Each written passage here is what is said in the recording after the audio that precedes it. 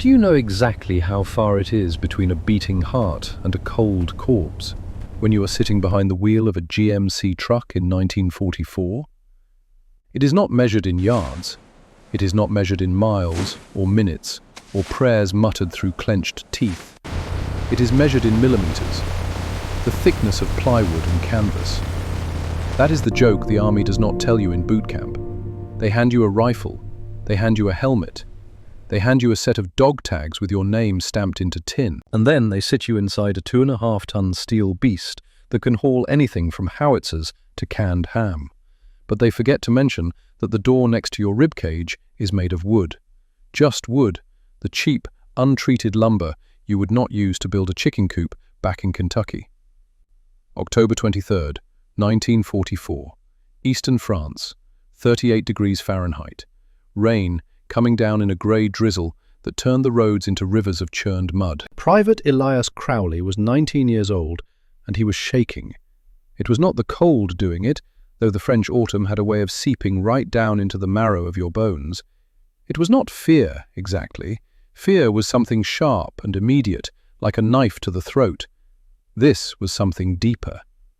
This was the low hum of dread that comes when you realize the universe does not care whether you live or die, and the only thing standing between you and oblivion is 6 millimeters of wood veneer. The massive GMCCCK W353 groaned beneath him like a dying animal. The soldiers called it the Jimmy, some called it the deuce and a half. Elias just called it the truck. He gripped the steering wheel so hard his knuckles looked like polished bone, white and bloodless. Beside him, Corporal Pyotr Novak was asleep, or he was doing a very convincing impression of a corpse.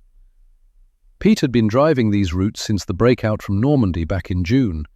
He had the ability to sleep while bouncing over potholes deep enough to swallow a man whole. His cap was pulled low over his eyes, his mouth hung slightly open. He swayed with the lurching of the cabin like a drunk in a church pew. Elias whispered. His voice cracked like kindling snapping. "Pete, I think the engine's overheating." Pete did not move. He just grunted, a low rumble that merged with the drone of the tires on mud. "Let it burn, kid. Keeps us warm." Elias swallowed. He looked out the side window. It was not really a window. It was just a square of canvas with a plastic sheet stitched over it, flapping uselessly against the wooden frame. Beyond it, the hedgerows of the French countryside were closing in, dark, towering. Every shadow looked like a German soldier with a Panzerfaust rocket. Every snap of a twig sounded like the bolt of a sniper rifle being pulled back. They were part of a convoy, 50 trucks, a slow-moving snake of olive drab green crawling through the mud. They were the Red Ball Express, the lifeblood of General Patton's tanks. Without the gasoline and ammunition packed into the back of Elias's truck, the Great Third Army was just a parking lot full of expensive metal. But being the lifeblood made them the target. The air inside the cabin smelled of diesel fuel, wet wool, and something Elias could not name. Desperation, maybe, or just the accumulated sweat of too many boys pretending to be men. The attack did not start with a bang. It started with a popping sound, like a cork being pulled from a bottle. Then the windshield in front of Elias suddenly had a spiderweb of cracks running through it. Dead center. A perfect fracture, spreading outward like frozen lightning. Then came the noise, the unmistakable sound of a German MG-42 machine gun, a sound like canvas being ripped apart by invisible hands, fast, relentless, 750 rounds per minute chewing through the air. Pete was awake instantly. He did not panic. He just grabbed the dashboard to brace himself. "Ambush. Left flank, floor it, Crowley, do not stop. If you stop, we die." Elias slammed his boot onto the accelerator. The truck lurched forward. The tires spun frantically in the mud, throwing up arcs of brown slime. Bullets began to hammer the convoy. And this was when Private Elias Crowley learned the truth about the paper skin. He expected sparks. He expected the clang of metal on metal, the heroic sounds of war movies back home in the Bijou Theatre on Main Street. Instead, he heard wood splintering. Thwack, thwack, crack. The door to his left, the only thing separating his lungs from the German gunner in the bushes 30 yards away, disintegrated. It did not dent. It did not bend. It shattered. Splinters the size of steak knives exploded inward. The 7.92mm rounds punched through the thin sheet metal of the cab's lower body like a hole punch through index cards. Elias screamed. He threw his hands up to cover his face. The truck swerved violently to the right, sliding off the muddy track and ploughing into a ditch. The engine stalled with a violent shudder. Silence rushed back in, heavy, suffocating, broken only by the distant shouting of the convoy moving ahead, leaving them behind. The Red Ball Express did not stop for stragglers. "Crowley, you hit?" Pete's voice was urgent. He was already kicking his door open, his Thompson's submachine gun in hand. Elias sat frozen. He looked down at his left arm. His uniform was torn. Blood was welling up, dark and fast. But it was not a bullet hole. A jagged piece of the wooden door frame, about 6 inches long, was embedded in his forearm, stuck there like a splinter from hell. It's wood," Elias stammered, staring at it in horror. "I got shot by my own truck." Pete grabbed him by the collar, dragging him out of the cab into the mud on the passenger side. They landed hard. The cold slime soaked through Elias's uniform instantly. Pete used the engine block for cover, pulling Elias down beside him. "Keep your head down. That wood saved you from taking a round in the lung, you ungrateful little bastard. Now move." They huddled in the mud as tracers zipped over their heads, chewing up the canvas cargo cover of their stalled truck. Elias watched as the vehicle, his protector, his home for the past 3 months, was shredded. It looked pathetic. It looked like a toy being destroyed by an angry child with a hammer. There was no armor. There was no safety, just thin steel, glass, and wood. 6 hours later, the rear echelon maintenance depot was a sprawling maze of canvas tents and corrugated tin sheds that smelled of engine oil, cordite, and wet canvas. The rain had stopped, replaced by a cold grey mist that hung over everything like a funeral shroud. Sergeant Virgil Thorne walked slowly down the line of battered trucks that had been towed back from the front. Virgil was a mountain of a man, 52 years old, hands permanently stained with grease and oil. The black grime worked so deep into the creases of his palms that no amount of scrubbing could remove it. He did not look like a soldier. He looked like something carved from granite and left to weather in the rain. He had been a welder in Pittsburgh before the war. Steel mills, bridges, massive structural work that turned boys into men and men into ghosts. His son had died at Kasserine Pass in 1943, burned alive in a Sherman tank that did not have enough armor to stop a German 88mm shell. Virgil did not talk about it. He just worked, 16 hours a day, fixing trucks, fixing jeeps, fixing anything with an engine, fixing everything except the one thing that was broken inside his chest. He stopped at Elias Crowley's truck. It was a wreck. The windshield was gone. The radiator was leaking a green fluid that looked like alien blood pooling in the mud. But it was the driver's door that held his attention, or rather, what was left of it. Captain Bernard Ashford stood beside him, holding a clipboard. Ashford looked tired. His uniform was too clean compared to the mechanics.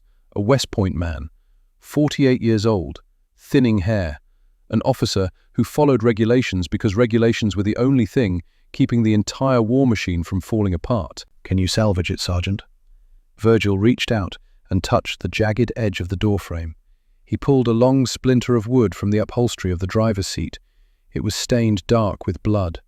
He held it up to the dim light filtering through the mist. "I can fix the engine, Captain," Virgil said. His voice was a low rumble, like gravel in a cement mixer.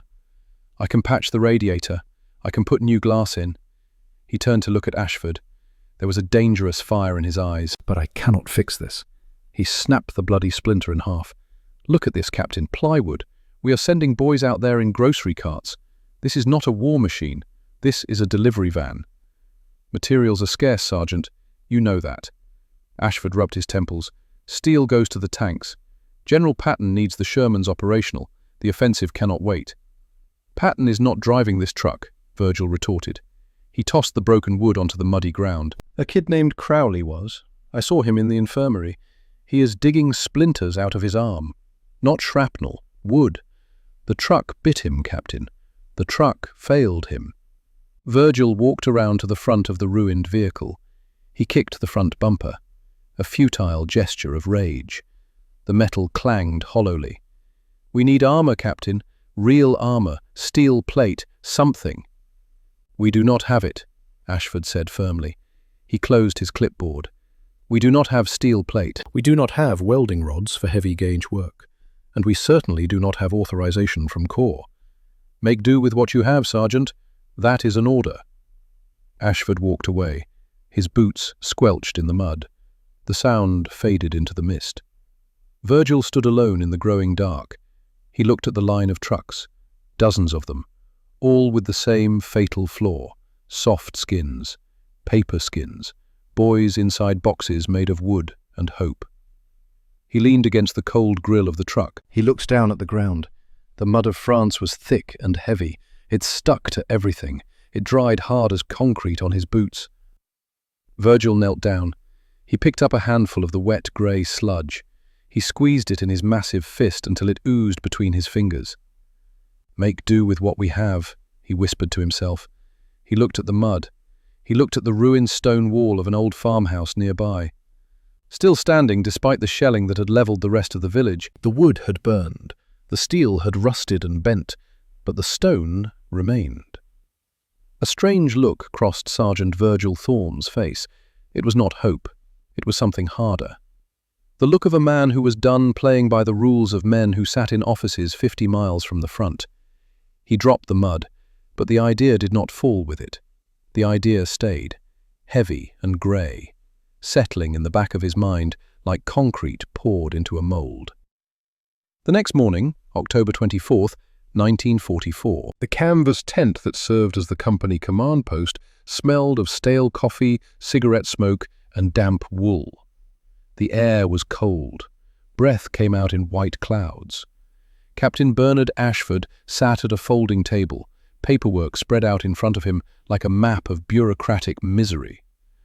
Virgil stood on the other side of the table, hands behind his back, at attention technically, but there was nothing respectful about the way he held himself. He looked like a bear that had been forced to wear a uniform. "Permission to scavenge, sir?" Ashford did not look up from his paperwork. "Scavenge what, Sergeant?" "Steel, from knocked-out panzers. There is a Tiger tank in the ditch 3 miles back, burnt out. I want to cut it up. Weld plates to the doors of the trucks. Give the boys some protection." Denied. The word hung in the cold air like an axe blade. Virgil's jaw tightened. "Sir, with respect." "The answer is no, Sergeant. Not because I say so, because the Corps of Engineers says so, and because the Provost Marshal says so. Unauthorized modifications void the vehicle warranty. Field Manual 9-2801, Section 7. I did not write the manual, Sergeant. I just enforce it." "The Provost Marshal is not getting shot at by snipers," Virgil growled. His hands were still behind his back, but they were clenched into fists now. "Crowley is 19 years old. He has got splinters in his arm because a German bullet turned his door into a shotgun blast of plywood. We are the Red Ball Express, sir. We keep the Third Army moving. Do we not deserve a little skin in the game?" Ashford finally looked up. His eyes were hard. Not with malice, with exhaustion, with the terrible, grinding pragmatism of a man who had made too many decisions that got people killed. "You know the math, Virgil. Every pound of steel we find goes to the repair depot for the Shermans. General Patton's tanks are chewing up tracks and armor faster than we can ship replacements from the States. We are the tail of the dog, Sergeant, and the tail does not get fed until the teeth are full." "So we just bleed?" Virgil asked. The quiet fury was vibrating in his chest. "We just drive and bleed so the tanks can look pretty?" "We do our duty," Ashford said. His voice was flat. "And your duty is to keep those engines running, not to redesign the United States Army's vehicle specifications." "Dismissed, Sergeant." Virgil did not salute. He turned on his heel and walked out. The anger in his chest was hot and tight. a physical pressure that made it hard to breathe. He walked past the motor pool where mechanics were banging out dents and patching tires. The sounds of wrenches on metal usually soothed him. Now they sounded like mockery. Clang, clang, clang. The sound of thin, hollow metal. The sound of cheapness. The sound of boys dying because someone in Washington decided wood was good enough. He needed to walk. He needed to get away from the smell of gasoline and defeat. 20 minutes later, Virgil was standing in the ruins of the nearby village. It had been shattered by artillery weeks ago during the initial advance. What had once been a quaint French hamlet was now a jagged landscape of broken bricks and charred timber. The silence here was different. It was not the quiet of peace, it was the quiet of a stopped heart. He kicked a tin can as he walked. It skittered across the cobblestones with a light, pathetic rattle. That was his truck. Tin. Flimsy. Useless. He stopped in front of what used to be a bakery. The roof was gone, blown away by a mortar round. The wooden rafters hung down like broken ribs, charred black. Wood burns, he thought. Wood shatters. He kept walking until he reached the town square. In the center stood the remains of a small church. The steeple had been sheared off, lying in the street like a fallen giant. But the walls were still standing. Virgil paused. He looked at the wall of the church. It was old stone, thick and grey, held together by mortar that had been mixed 100 years ago, maybe more. It was pitted with scars.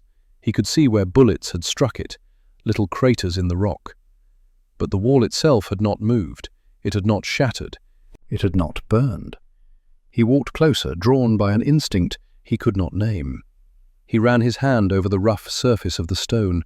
It was cold, unyielding. On the ground near his feet lay a piece of twisted metal, a fender from a destroyed Jeep. It was mangled, torn apart like wet tissue paper. Beside it lay a chunk of masonry, a block of concrete and stone from the fallen steeple. Virgil bent down. He picked up the chunk of concrete. It was heavy, dense.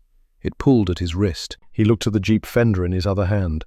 Then he looked at the stone. A strange thought began to crystallize in his mind. It was a crazy thought, a court-martial thought, an asylum thought. Patton owns the steel, Virgil whispered to the empty square, but he does not own the dirt. He looked around. The village was full of it. Rubble, stone, sand, cement bags in collapsed sheds. It was everywhere. It was the skin of the earth. It was free, and it was heavy. And it did not care about bullets. Behind him, a voice spoke. "Sergeant?" Virgil turned. Private Elias Crowley stood there. His left arm was bandaged, white gauze wrapped from wrist to elbow. He looked pale, young, too young to be here. But there was something different in his eyes now. The terror was still there, but it was mixed with something else. Anger, maybe, or determination.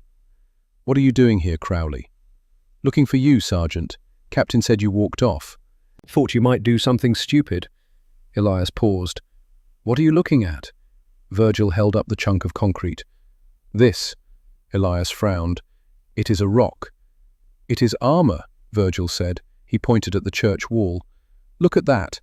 Panzers shelled this village for 3 days. Artillery, mortars, machine guns, and that wall is still standing, not bent, not broken, still standing. You want to build a wall around the trucks?" "No." Virgil dropped the concrete. He turned to face Elias. "I want to make the trucks into walls." Elias looked at the church, at the bullet scars that had barely dented the stone. He thought of the wooden door that had shattered around him, the splinter still buried in his arm. "How?" Elias asked. "I do not know yet, but we are going to find out." At that moment, somewhere in the cold October air, a radio crackled to life in the command tent 300 yards away. A voice speaking English with a flat, nasal accent. An intelligence officer reading from a decoded German transmission. "All units be advised. 2nd SS Panzer Division elements observed moving south toward Red Ball Express routes. Expect coordinated attacks with Panzerfaust anti-tank rockets and heavy machine gun emplacements. Convoys operating in sectors George and Howe are considered high risk. Acknowledge." Captain Bernard Ashford sat very still. He looked at the radio. He looked at the map on his table. The red line of the Red Ball Express cut through sectors George and Howe like an artery. He stood up. He walked to the tent flap. Outside, he could see Sergeant Virgil Thorne and Private Crowley walking back from the village ruins. Virgil was talking. Crowley was listening. They looked like a father and son, discussing how to fix a tractor. Ashford made a decision. A regulation-breaking, career-ending, life-saving decision. "Runner!" he called out. A young corporal appeared. "Sir?" "Find Sergeant Thorne. Tell him he has 48 hours. If he wants to build something, he builds it now. And tell him if it does not work, he tears it all down and we never speak of it again." "Yes, sir. What is he building, sir?" Ashford looked out at the line of trucks, thin-skinned, vulnerable, full of boys who wrote letters home to mothers and sweethearts. "I have no idea," Ashford said quietly. "But God help us. I hope it works." At what point does a pile of garbage stop being trash and start being salvation? That was the question hanging in the damp air of the motor pool on the morning of October 25th, 1944. The sky was the color of wet concrete. The temperature had dropped to 34 degrees Fahrenheit overnight. Frost clung to the metal roofs of the maintenance sheds like a disease. Sergeant Virgil Thorne stood in the center of the yard, an unlit cigar clamped between his teeth. He had not slept. His eyes were red-rimmed and sharp. Around him, a small crowd of mechanics had gathered. Men with grease-stained hands and skeptical faces. Men who had seen every half-baked idea the army could dream up, and watched most of them fail. Private Elias Crowley stood beside Virgil, his bandaged arm held close to his chest. The wound throbbed with every heartbeat. But he was here. He had volunteered. When Virgil had asked for help, Elias had been the first to raise his hand. Corporal Pete Novak leaned against the fender of a jeep, arms crossed. He looked like a man watching a train wreck in slow motion. "You want us to find what, exactly?" Virgil pulled the cigar from his mouth. He pointed it at the ruins of the village visible beyond the wire fence. "Bed springs, fence posts, iron gates from the cemetery, anything metal, anything twisted. I want it welded to the cab of truck 402. One of the younger mechanics, a kid from Ohio with a face like a weasel, laughed. "Bed springs, Sarge? You building a truck or a torture device?" Virgil turned to look at him. The laughter died instantly. "Rebar," Virgil said, his voice flat. "Concrete cannot take tension. It cracks. It crumbles. It needs bones. The steel is the skeleton. The concrete is the muscle. Now move." They moved. It was a scavenger hunt through hell. Elias and Pete headed into the village first, picking their way through the rubble like men walking through a graveyard. The smell was thick here, wet stone, mildew, and underneath it all, the faint, sweet, sick odor of decay. Something had died here, maybe many things. "This is insane," Pete muttered, kicking aside a chunk of broken masonry. "We are going to get court-martialed for unauthorized modification of government property." Elias did not answer. He was staring at the remains of a house. The roof had collapsed inward, but the iron fence that had once surrounded a small garden was still intact. Rusted, bent, but intact. "There," Elias said, pointing. Pete followed his gaze. "A fence?" Virgil said anything metal. They worked the fence posts out of the frozen ground with a crowbar and a sledgehammer. The metal groaned as it came free, shedding flakes of rust like dead skin. It took 20 minutes to pry loose 6 feet of fencing. They carried it back to the motor pool, their breath coming out in white clouds. Other teams returned with their own finds. A corporal named Daniels dragged in the springs from a double bed found in the ruins of a hotel. Another man brought a stack of iron rebar scavenged from a collapsed barn. Piece by piece, the pile grew. By midday, the motor pool looked like a junkyard. Twisted metal, rusted iron, springs coiled like intestines. It was ugly.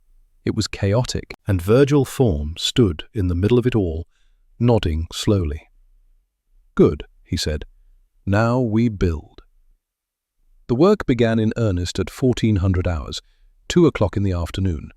Virgil had chosen truck 402 for the experiment. It was Elias's truck. the same GMC that had been shot to pieces 2 days ago. The windshield had been replaced, the engine repaired, but the door was still just plywood and canvas, a wound waiting to be reopened. Virgil handed Elias a welding mask. "You ever weld before, kid?" "My grandfather taught me, fixing farm equipment." "Good. Then you are going to help me build a cage." They started with the door. Virgil marked out measurements with a piece of chalk on the sheet metal. Then he began cutting the scavenged iron with an acetylene torch. The flame hissed and spat, turning the metal cherry red. The smell of burning steel filled the air, sharp, acrid, the scent of creation and destruction happening at the same time. Elias held the pieces in place while Virgil welded. The arc light was blinding even through the darkened glass of the mask. Sparks showered down like fireworks, burning tiny holes in their sleeves. Elias could feel the heat radiating through his gloves. His injured arms screamed in protest, but he held steady. They were building a framework, a skeleton of iron that sat 2 inches off the original door, creating a hollow space. Bed springs were welded vertically, creating a lattice. Fence wire was woven through like tendons. It looked like something from a nightmare, chaotic, violent, but there was a structure to it, a method in the madness. "Why the springs?" Elias asked during a break. His voice was hoarse from breathing through the welding fumes. Virgil took off his mask. His face was streaked with soot. "Concrete is hard, but hard things shatter when hit hard enough. The springs give it flex. Let it absorb impact instead of fracturing. Like a catcher's mitt catches a baseball instead of a brick wall stopping a train. Will it work? We are about to find out." By nightfall, the framework was complete. The truck sat in the center of the workshop, surrounded by arc lamps that cast harsh shadows. The door no longer looked like a door. It looked like a rib cage, metal bones sticking out at odd angles, springs coiled inside like organs. Now came the carpentry. They built wooden forms around the cab, sheets of plywood nailed together to create a mold. It encased the driver's seat, the passenger's seat, the floor, turning the cabin into a box within a box. The wood smelled of pine and wet earth. "Looks like a coffin," Pete observed. He had been watching from a distance, smoking a cigarette. "You sure you want to be buried in that, Crowley?" Elias did not answer. He was too tired for banter. His arm was on fire. His back ached. But there was something else. Something he had not felt in a long time. Purpose. At 2200 hours, 10 o'clock at night, they began mixing the concrete. Virgil had scrounged 50 bags of cement from a Corps of Engineers supply dump. Grey powder in paper sacks. Each bag weighed 94 pounds. They hauled them one by one to the mixer, a stolen device that looked like a rusted steel drum mounted on a frame. The formula was simple: 3 parts gravel, 2 parts sand, 1 part cement. Add water until it flowed like thick mud. The mixer turned with a grinding, rhythmic sound. Chunk, chunk, chunk, chunk. Hypnotic, endless. They poured the wet, grey sludge into the wooden forms, filling the space between the truck's original door and the mold. It swallowed the bed springs. It covered the fence wire. It filled every gap until the wood groaned under the weight. The smell of wet concrete was overwhelming, alkaline, mineral. The smell of rock, liquefied and about to be reborn. Elias stood back, wiping concrete splatter from his face. The truck looked grotesque, swollen, pregnant with stone. "How long until it cures?" he asked. 12 hours minimum, Virgil said. He was leaning against a workbench, arms crossed. For the first time all day he looked old, exhausted. "We let it sit overnight, pull the forms in the morning. Then we see if I am a genius or a lunatic." "Could be both," Pete said. Virgil almost smiled. Almost. They left the truck sitting there in the workshop, surrounded by lamps, a stone chrysalis waiting to hatch. October 26th, 1944. 0700 hours, 7 in the morning. A crowd had gathered. Word had spread through the camp like wildfire. The crazy sergeant was building something. Nobody knew what, but everyone wanted to see if it would work or blow up spectacularly. Infantrymen stood around smoking cigarettes, bored, cynical, waiting for the show. Officers watched from a distance, arms crossed. Even Captain Ashford had come down from the command tent, though he stood well back. Plausible deniability if this all went sideways. Virgil and Elias pulled the wooden forms away with crowbars. The plywood came off in sections, and beneath it, the truck was revealed. It was hideous. The sleek lines of the GMC were gone, replaced by slab-sided grey walls of concrete that bulged out from the cab. The door was 6 inches thick. The floor was reinforced with a layer of stone. It looked like a pillbox bunker had mated with a delivery van and produced this deformed offspring. One of the infantry sergeants whistled low. "Jesus Christ, did you build a truck or a tomb?" Virgil ignored him. He walked around the vehicle slowly, tapping the concrete with his knuckles. It was solid, hard, but would it hold? "Fire it up, Pete," Virgil said quietly. Pete climbed into the driver's seat. The door was so heavy he had to use both hands to heave it shut. It closed with a sound like a bank vault ceiling. Thud. The engine roared to life. Black smoke belched from the exhaust. Pete shifted into gear. He let out the clutch. The truck lurched forward 6 inches. And then the sound came. A sound like a gunshot, like the earth splitting open. Crack! The front left side of the truck collapsed. The vehicle listed violently to the side, the bumper digging into the gravel. The leaf springs, those curved metal arches designed to cushion the ride and support the weight, had snapped cleanly in two. The concrete was too dense, too heavy. The suspension could not bear it. Laughter erupted from the infantrymen, loud, cruel. The laughter that comes from watching someone else's failure. "Nice rock, Sarge," one of them shouted. "Does it come with a tombstone?" Another voice. "Gonna need a crane to move that bastard." Virgil stood motionless. He stared at the broken suspension. His face was unreadable. He did not hear the laughter. He was doing calculations in his head. Density, volume, impact absorption. Elias felt something cold settle in his stomach. They had failed. They had worked through the night, poured their sweat and hope into this thing, and it could not even move 10 feet. "It is too heavy," Elias said softly, looking at his boots. "It will not work, Sarge." Then Elias saw something. In the corner of the motor pool, past the supply sheds, was the carpentry unit's waste dump, a massive pile of sawdust and wood chips, yellow, fragrant, and suddenly Elias was back in Kentucky, 10 years old, watching his grandfather mix sawdust with carpenter's glue to patch the barn floor. How the old man had said, "Wood alone splits, glue alone cracks, but together, boy, together they bend without breaking." "Sarge," Elias said quietly. Virgil turned to look at him. Elias pointed at the sawdust pile. "My grandfather used to make compressed wood boards, sawdust and binding agent.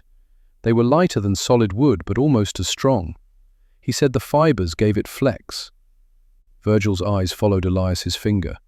He stared at the pile for a long moment. Then he walked over to it. He knelt down and picked up a handful, letting it drift through his fingers. "Sawdust," Virgil said slowly, a strange light coming into his eyes.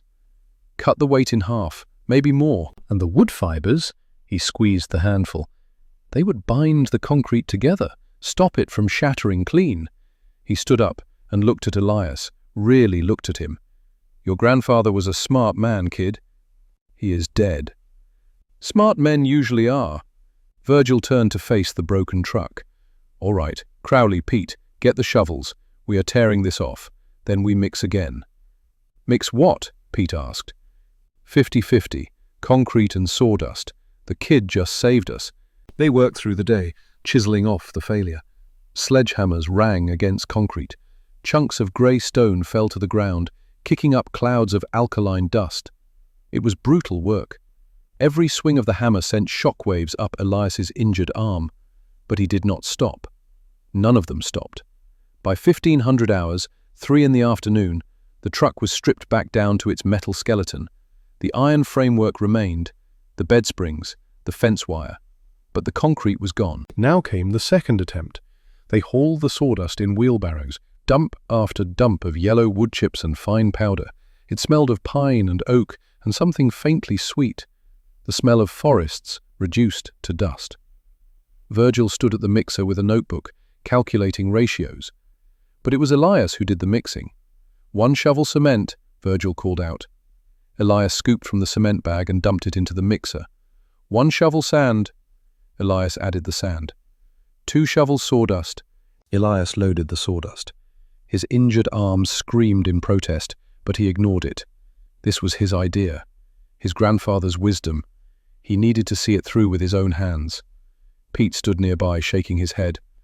This is not going to harden. This is going to turn into mush. Elias did not answer. He just added water slowly, watching the mixture turn. It looked wrong, like oatmeal, thick and lumpy, more wood than stone.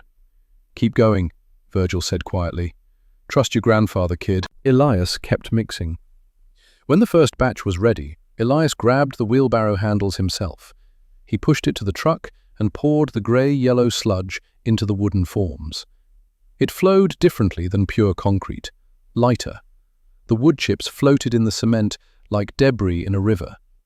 It looked pathetic, but Elias poured it anyway, load after load, until his back ached and his hands blistered and the forms were full.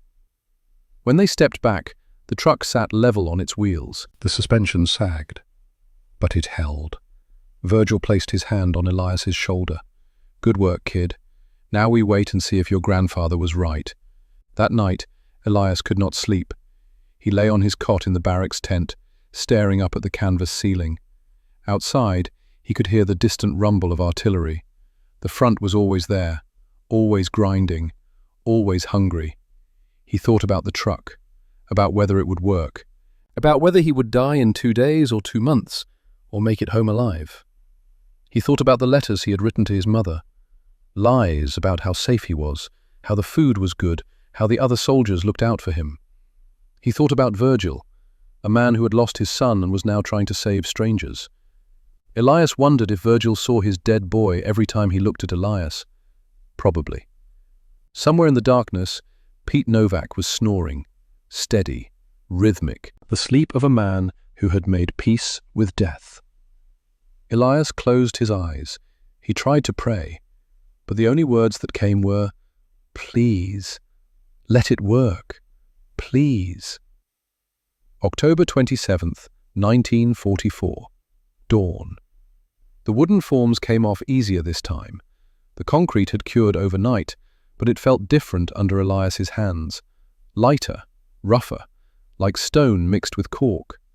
The truck sat there in the grey morning light, still ugly, still grotesque, but it sat high on its wheels. The crowd was smaller this time. Fewer people wanted to watch a second failure. But Virgil did not care about the crowd. He walked up to the door. He did not knock. He rested his forehead against the cold, rough surface. It smelled of wet rock and pine wood, like the basement of his childhood home in Pittsburgh, like the earth after rain. "All right," Virgil whispered to the machine. "You are ugly as sin. Now let us see if you can fight." He stepped back. He nodded to Pete. Pete climbed in. He pulled the heavy door shut. Thud! He cranked the engine. It roared to life, coughing black smoke. He shifted into gear. He eased out the clutch. The truck rolled forward, slowly, ponderously, like a glacier moving down a mountain, but it moved. The suspension groaned. The tires sank deep into the gravel. But nothing broke. Nothing snapped. Pete drove it in a wide circle around the motor pool. 20 feet, 50 feet, 100 feet. It worked. The few spectators who had stayed let out a cheer. Not loud, not enthusiastic, but genuine. Elias felt something release in his chest, a pressure he had not known he was carrying. Virgil just nodded once. Then he turned to Captain Ashford, who had been watching from the doorway of the maintenance shed. Their eyes met. Ashford walked over slowly. He placed his hand on the concrete door. He rapped his knuckles against it. The sound was deep, solid. Not the hollow ping of metal, not the dead thud of wood. Something in between. "How much does it weigh?" Ashford asked. 1.5 tons extra, Virgil said. "Give or take. Can it drive? You just saw it. Will it stop bullets? We are about to find out. Ashford was quiet for a long moment. Then he pulled a piece of paper from his pocket. A radio intercept. German communications decoded by intelligence. 2nd SS Panzer is moving into position along the Red Ball routes. They have Panzerfausts, 88s. They are hunting convoys. He looked at Virgil. We need to run supplies to Bastogne tomorrow morning. I am giving you authorization to equip 6 trucks, yours included. You have until midnight tonight. Virgil's eyes widened slightly. 6 trucks, sir? If this works, Sergeant, I want every man to have one. If it fails, we bury the evidence and never speak of it again. Understood? Understood, sir. Ashford walked away without another word. Virgil turned to Elias and Pete. You heard the man. We have 6 trucks to build and 16 hours to do it. Find every mechanic who can swing a hammer. Find every bag of cement in this depot. Move. They moved. The motor pool became a factory. 6 trucks were pulled into the workshop. Scavenging teams ranged out into the ruins, returning with scrap metal and iron. The welding torches burned day and night. The concrete mixer turned without rest. Chunk, chunk, chunk, chunk. Elias worked until his hands bled, until his injured arm went numb, until he could not tell the difference between exhaustion and delirium. He mixed batch after batch of the sawdust concrete, his grandfather's formula, saving it in his muscle memory. 1 part cement, 1 part sand, 2 parts sawdust. Add water. But by 2300 hours, 11 o'clock at night on October 27th, all 6 trucks sat in a row, ugly, misshapen, grey monsters squatting in the dark. Virgil walked down the line, inspecting each one. He tapped the concrete. He checked the welds. He climbed inside each cab and sat in the driver's seat, feeling the weight of the armor around him. When he was finished, he walked back to where Elias stood, swaying on his feet.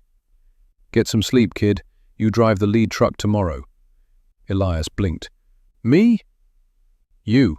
If this thing kills you, I want to be close enough to see it. Now go. Elias stumbled to the barracks. He did not even take off his boots.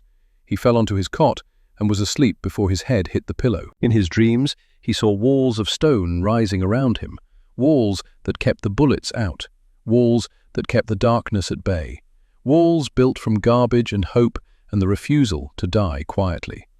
When the devil comes for you with fire and lead, does he care whether your sanctuary is a cathedral or a moving tomb? That was the question burning in Private Elias Crowley's mind as the heavy steel gate of the forward operating base swung open on the morning of October 28th, 1944. The road ahead was not a road anymore. It was a kill zone. 40 miles of churned mud, flanked by dense forest, where the 2nd SS Panzer Division was waiting like wolves in the dark. The convoy formed up in the grey pre-dawn light, 6 concrete trucks at the front, 15 standard GMCs behind them, each vehicle loaded with ammunition, gasoline, medical supplies, the lifeblood that would keep the offensive moving toward Germany. Elias sat behind the wheel of the lead truck. His hands were steady now. The shaking had stopped sometime during the night. He did not know when. Maybe fear had finally burned itself out and left only ash behind. Beside him, Corporal Pete Novak checked his Thompson submachine gun for the 3rd time. In the back, Sergeant Virgil Thorne stood at the mounted 50 caliber machine gun, his massive frame silhouetted against the pale sky. The truck idled with a different sound now, deeper, heavier. The extra 1.5 tons of concrete and sawdust dampened the engine's roar to a low, suffocating hum. Inside the cab, it was dark. The concrete encasement blocked out the sidelight, leaving only the windshield as a viewport to the world. It felt less like a vehicle and more like a submarine preparing to dive. "Stop shaking the truck, Crowley," Pete said. His voice was calm, almost bored. "I am not shaking." "Your knee is. Bouncing up and down. Makes the whole cab vibrate." Elias looked down. Pete was right. His right leg was pistoning up and down unconsciously. He forced it still. "We are a target," Elias said quietly. "Look at us. Grey elephants in a green forest. They cannot miss." "That is the point," Pete said. He pulled a cigarette from his pocket, but did not light it, just held it between his fingers like a talisman. "Let them hit us. Let them waste their ammunition on something that does not care." The radio crackled. Captain Ashford's voice came through, tinny and distant. "All units, this is Red Ball 6. You are cleared to move. Maintain 15-mile-per-hour speed. Do not stop for anything. Do not break convoy. If a vehicle goes down, you keep moving. Understood?" A chorus of acknowledgements came back. Elias shifted into first gear. The clutch was stiff, fighting against the weight. He eased it out. The truck lurched forward, tires biting into the gravel. They rolled out into the Devil's Country. The first obstacle came within 5 miles. The rain from the previous week had turned the road into a river of liquid clay, thick, grasping, mud that swallowed jeeps whole and held them until spring. The standard trucks behind them could navigate it, barely.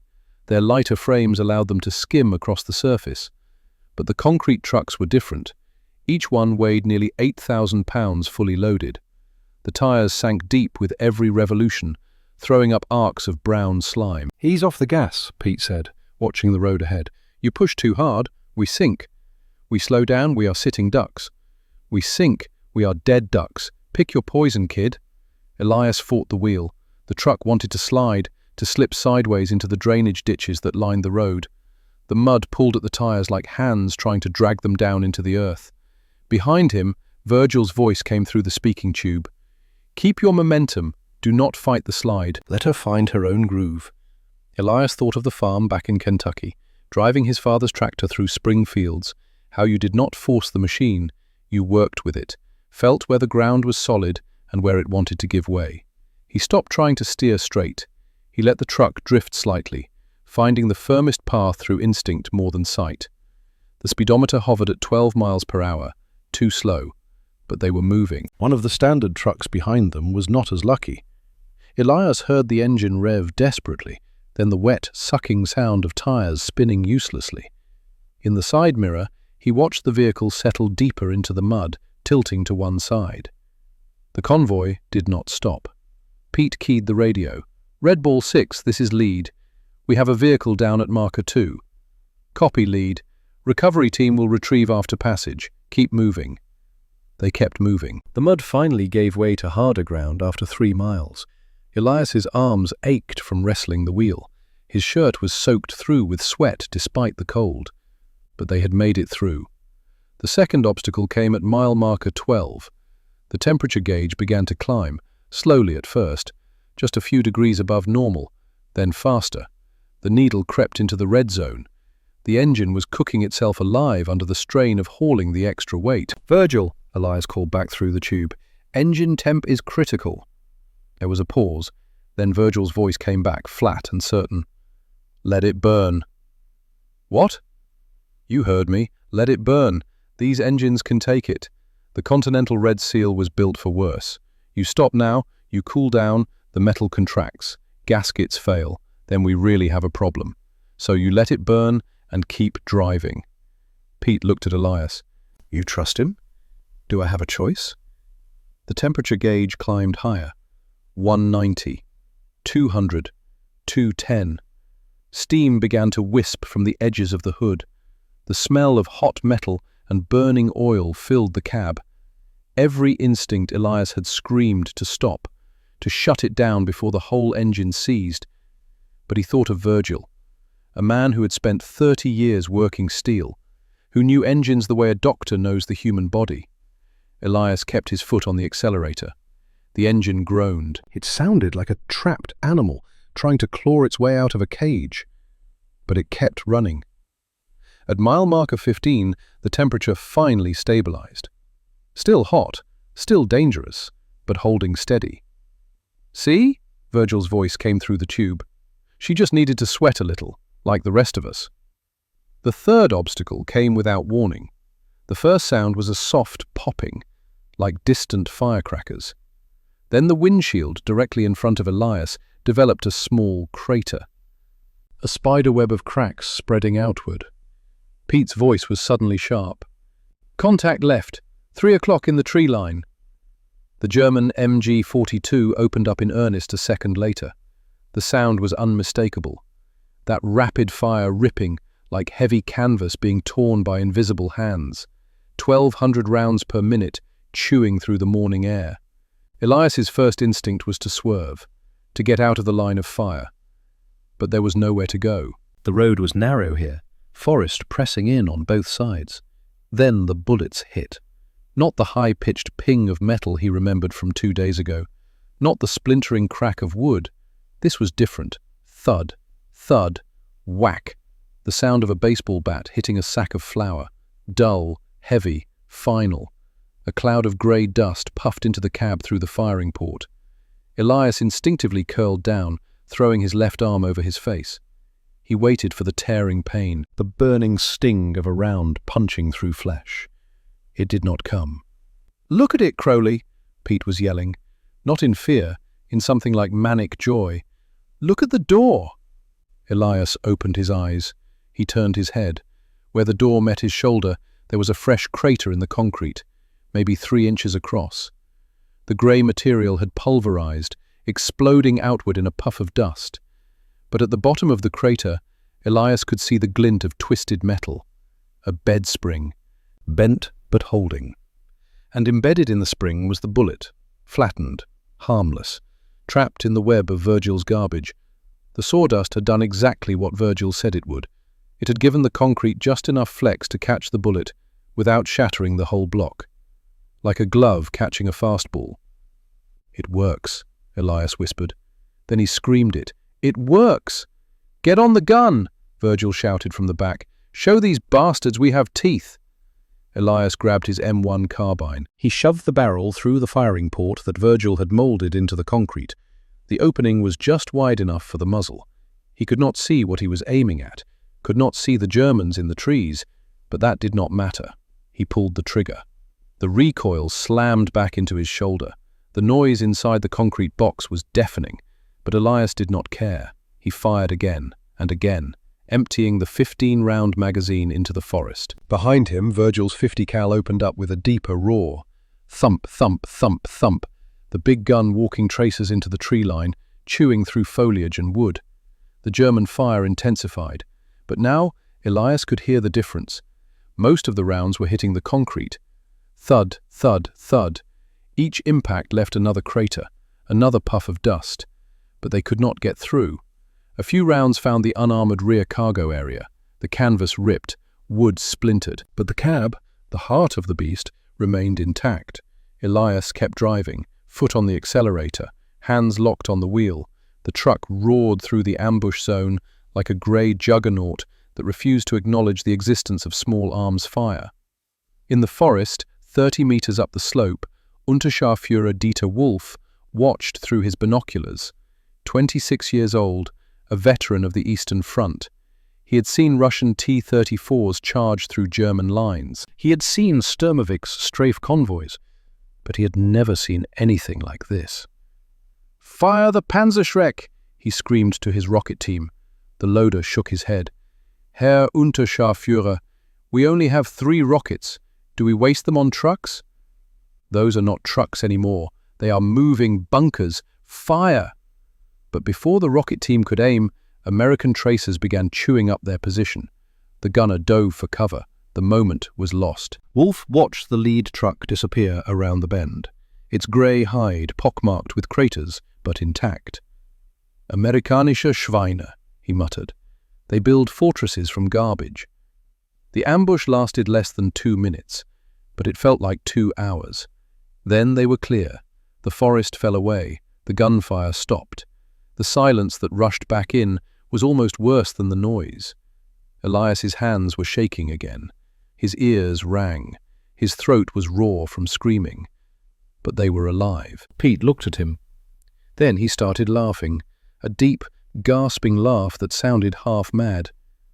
"We are driving a goddamn fortress," Pete said.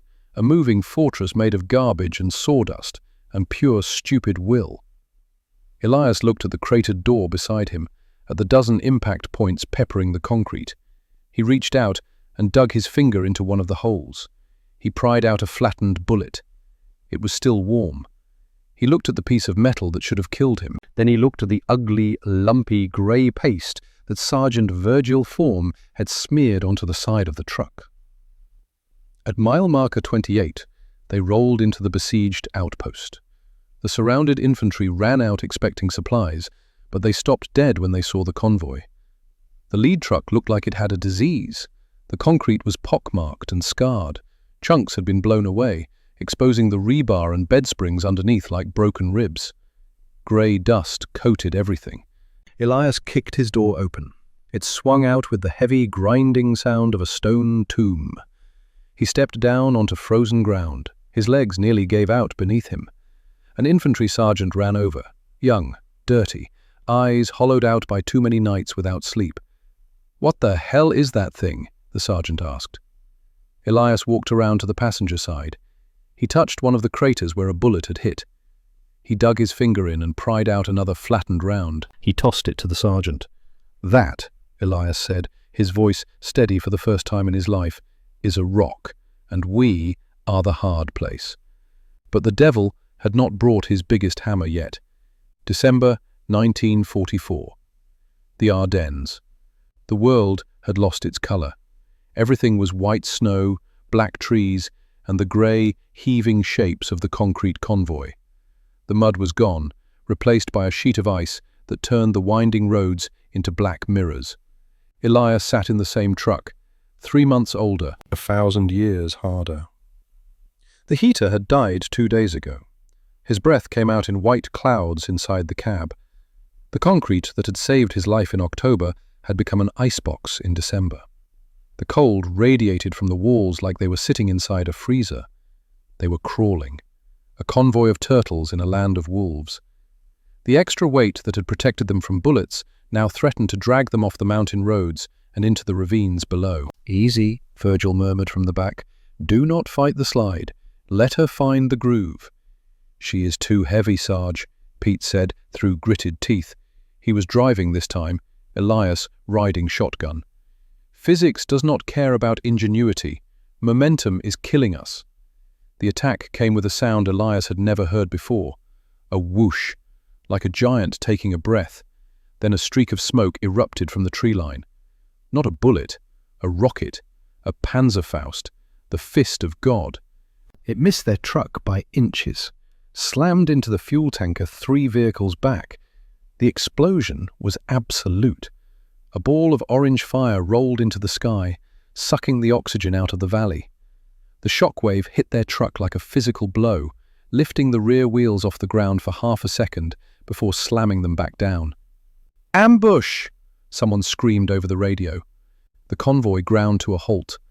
This was the kill zone. The Germans opened up from the ridge. Not with rifles, with heavy mortars and Panzerfausts. They had learned. Small arms were useless against the concrete trucks, so they brought the big guns. Captain Bernard Ashford bailed out of his command jeep 4 vehicles back. Elias could see him in the side mirror, waving his arms, screaming orders to get men into cover. "Get behind the concrete trucks," Ashford bellowed. "Get out of the soft skins." Men ran through the snow. Some made it. Some did not. Ashford was running toward Elias's truck when the mortar round landed. 10 feet away, maybe less. The explosion threw Ashford into the air like a rag doll. He hit the ground and did not move. There was just a crater in the snow and a stillness where a good man had stood. "Captain!" Elias reached for the door handle. Virgil's hand clamped down on his shoulder from behind. "Do not open it. He is gone, kid. He is gone. You open that door, you join him." Elias stared at the place where Ashford had been, at the red stain spreading across white snow. The Germans focused their fire on the lead truck. They saw it was not moving. They saw it was the anchor. 200 meters up the ridge, Oberfeldwebel Klaus Richter crouched behind a fallen log, feeding a belt into his MG-42. He was 34 years old, a veteran of Poland, France, and Russia. He had seen tanks burn. He had seen men die, but he had never seen anything like the American trucks below. "More Panzerfaust!" he screamed to the rocket team on his left. "The concrete! Aim for the concrete!" His loader, a boy of 17 named Hans, stared down at the convoy. "Herr Oberfeldwebel, our bullets, they do nothing." "I can see that, you idiot. That is why I ordered the rockets." Another Panzerfaust streaked down. It struck the lead truck's hood. The explosion was massive. But when the smoke cleared, The truck was still there. Battered, broken, but the cabin intact. Richter felt something he had not felt since Stalingrad. Not fear exactly, something colder, the sick realization that the enemy had adapted, that American ingenuity had found an answer to German firepower using garbage and determination. "They are building fortresses from rubble," he muttered. "Gott im Himmel! They are madmen." Below, the American gunner in the concrete truck was still firing. Tracers walking toward Richter's position. "Fall back," Richter ordered, "before the Jarbos come." As if summoned by his words, the scream of P-47 engines split the sky. A heavy machine gun walked its fire up the hood and hammered into the windshield. The concrete armor groaned. This was not the dull thud from before. This was concentrated fire, industrial murder. Chunks of grey rock began to fly off. The sawdust binding held, barely, but the skin was being flayed alive. "They are chipping us away," Pete yelled. "We are eroding, Sarge." Virgil grabbed his grease gun. He jammed it through the firing port. "It is doing its job. It is dying so we do not have to." Another Panzerfaust struck the front grille. The engine block took the hit, saving them, but the force cracked the concrete casing on the passenger door. A massive fissure ran down the side like lightning in stone. For 10 minutes it was apocalypse inside a phone booth. The noise was deafening, the air thick with concrete dust coating their faces like ash. Every impact felt like a punch to the chest. The armor was failing, crumbling layer by layer, exposing the rusted bedsprings and rebar skeleton beneath. But it held. It held just long enough for the P-47 Thunderbolts to scream overhead, their heavy cannons tearing into the German ridgeline. The sky cleared. The firing stopped.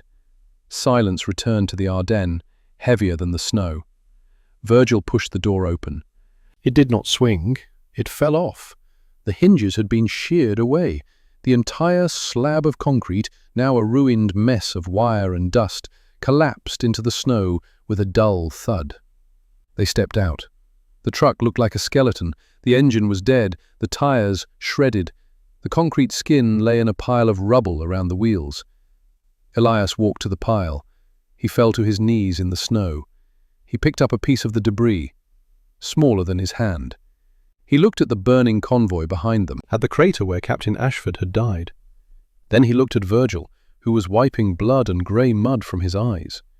The hammer had come down, the shield had broken, but the men inside were still breathing. May 8th, 1945. Paris. The war was over. The massive vehicle depot stretched as far as the eye could see, a graveyard of machinery in the tall green grass of a spring that did not care about 6 years of killing. Virgil stood with his arms crossed, watching the end of his masterpiece. Engineers swarmed over the trucks. They were not repairing them, they were undressing them. The army did not need trucks carrying unauthorized masonry anymore. They needed the vehicles back to original specs, to haul reconstruction supplies, to carry refugees, to go home. Clang! Crack! Thud! A young private swung a sledgehammer with the enthusiasm of youth, smashing it into the side of a GMC cab. The concrete skin cracked open. Without the threat of German bullets to give it purpose, it was just brittle mud. Chunks fell to the ground, kicking up clouds of grey dust. Elias walked up beside Virgil. He looked different.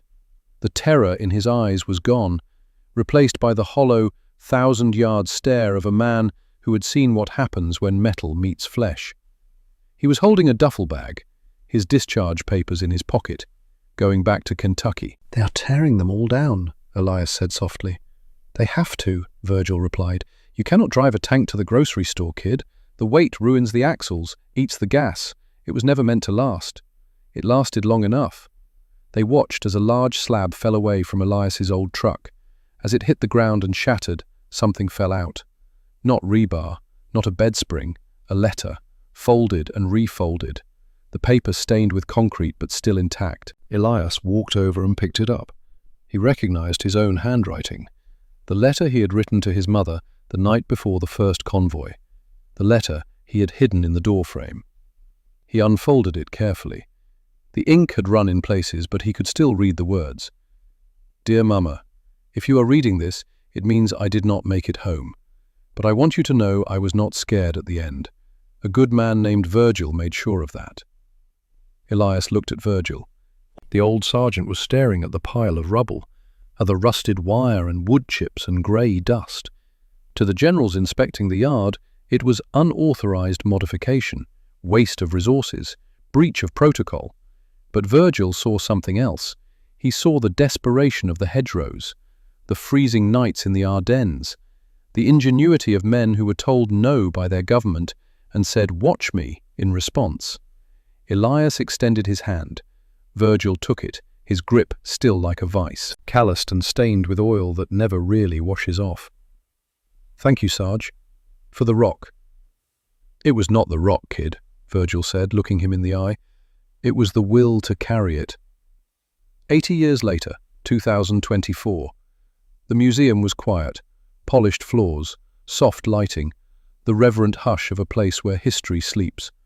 In the center of the main hall sat a GMCC CWK, restored, olive drab paint gleaming, and welded to the driver's door, preserved under glass, was a section of the original concrete armor.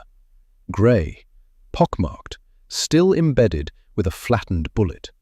An old man sat in a wheelchair beside it, 99 years old, Elias Crowley, one of the last. A group of middle school students filed past, barely glancing at the truck. To them, it was just another relic, just another piece of the past. But then someone turned the ignition key for the demonstration. The Continental Red Seal engine coughed. Once, twice, then it roared to life. The sound was everything, deep, powerful, the mechanical heartbeat of 1944 suddenly beating in 2024. The sound filled the museum hall, echoing off polished floors and glass cases. And Elias was gone. The wheelchair disappeared, the museum disappeared, the curator disappeared. He was 19 again, hands gripping the wheel so hard his knuckles turned white. Pete beside him, cigarette unlit between his fingers. Virgil's voice coming through the speaking tube. "Keep your momentum, kid. Let her find her groove."